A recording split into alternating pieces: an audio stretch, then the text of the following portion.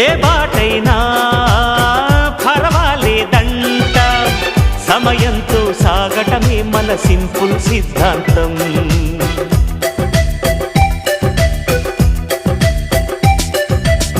చిరుగాలికి పరిమళమిచ్చే సిరిమల్లెల వనమై ఉందాం, గగనాన్ని నేలను కలిపే హరివిల్లుల బంతెన అవుదాం. ఆనందం అంటే అర్థం మనమందా, ప్రతి పూట పాటై సాగే హుషారు సరిగమలో.